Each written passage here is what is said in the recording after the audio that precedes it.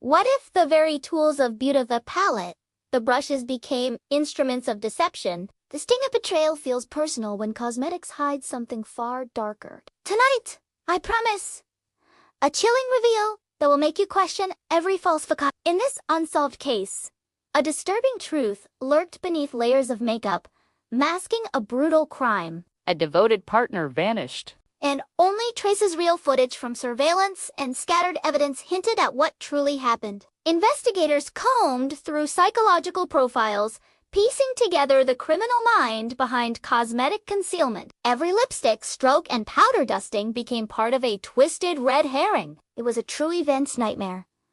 A makeup artist gone missing, a lipstick tube found in her abandoned car, and hidden truth covered in rouge. The chilling silence that followed demanded answers. The criminal mind's cunning seemed boundless, applying concealer to erase bruises, hiding struggles within primer, burying evidence in foundation. These slow, invisible betrayals turned beauty rituals into crime scenes, fueling our horror and curiosity. In March 2022, in Nebraska, Michelle Lemar did something unimaginable.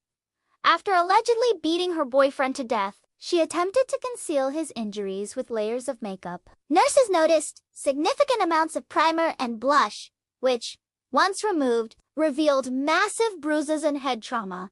That staggering case became a psychological prism, exposing how makeup can shield more than skin. Sometimes it shields crime. The autopsy confirmed deliberate trauma, and prosecutors laid bare the dark silence beneath surface beauty. Yet this story is not just about a single murder, it's about the ways we disguise trauma. The way beauty products mask brutal reality. We peel back each layer, from concealer to foundation to the darkest secrets below. Each swipe of makeup in this case became a metaphor for denial, first to others, then to oneself. The forensic team's painstaking removal of product unveiled a horrifying canvas of violence and deceit. And just when you think you understand the crime, new forensic photos emerge reflecting back glints of cruelty we never imagined. The investigation reaches a major turning point as an unexpected connection surfaces. The connection came from a neighbor's grainy doorbell camera, piece of real footage that placed Michelle outside her boyfriend's home hours before the call to 911.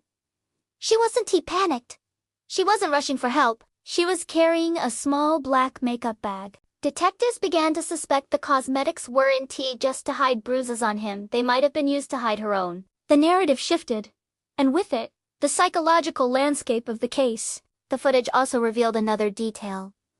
Michelle wasn't alone. A shadowed figure lingered just out of frame, an unidentified presence that investigators still can't name. For weeks, police scoured phone records, social media activity, and makeup receipts. The receipts were telling high-coverage concealers purchased only days before the victim's death. The autopsy revealed something more disturbing: traces of foundation embedded in the wounds themselves. Forensic experts believe this was applied after death, a macabre act of concealment. This wasn't just covering a body, it was staging a narrative, painting over truth with a careful, almost artistic precision that made the crime scene itself a cosmetic illusion. The psychological profile deepened. Here was a suspect, skilled in transforming appearance, someone who understood how to control what others see and what they never will. Investigators interviewed former clients from her makeup business. Some recalled her fascination with before and after transformations, not just of faces, but of entire stories. One former friend described an unsettling conversation. Michelle allegedly joked about making bruises disappear if anyone ever needed it. At the time, it sounded like bravado. Now, it sounded like a blueprint. And just as police prepared charges, a second chilling discovery surfaced. Another case, years earlier, where a man in her orbit had died under suspicious circumstances. That earlier death had been ruled accidental, a fall down a staircase after a night of drinking. But in the old case file, one detail stood out.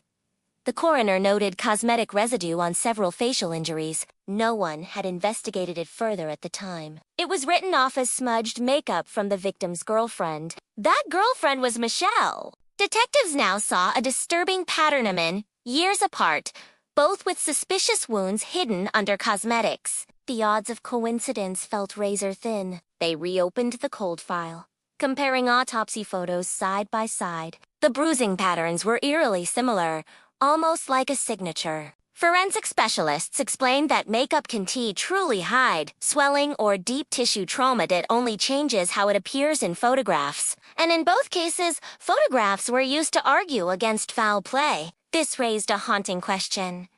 Had makeup been Michelle's weapon of misdirection all along? A calculated way to steer the criminal narrative before anyone could see the truth. Prosecutors built their argument slowly, knowing the psychological implications were as important as the physical evidence. This wasn't just murder, it was manipulation at a cellular level. The state's forensic artists demonstrated in court how foundation can neutralize discoloration. Powder can flatten contours, and blush can draw the eye away from injuries. It was like watching a crime scene vanish in real time. Jurors sat in silence as they were shown side-by-side comparisons.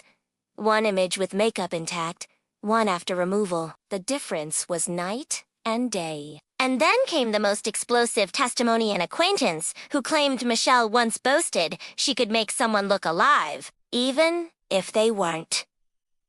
The courtroom atmosphere shifted after that statement. It wasn't just about a beating anymore, it was about control over life, death, and perception. The prosecution argued Michelle's true weapon was façade. A blunt object hit was her ability to manipulate reality itself, one brushstroke at a time. Former co-workers testified she practiced corpse makeup techniques for Halloween, meticulously blending to make fake wounds disappear. The irony was not lost on the jury. Digital forensics revealed searches on her laptop. Cover bruises fast, concealer for swelling, and, most chillingly, make dead skin look normal. When confronted, Michelle gave no explanation, just a faint smirk that sent a shiver through the courtroom. It was as if she took pride in the artistry of the cover-up. The jury deliberated for less than 5 hours. The verdict: guilty of second-degree murder with additional charges for tampering with evidence.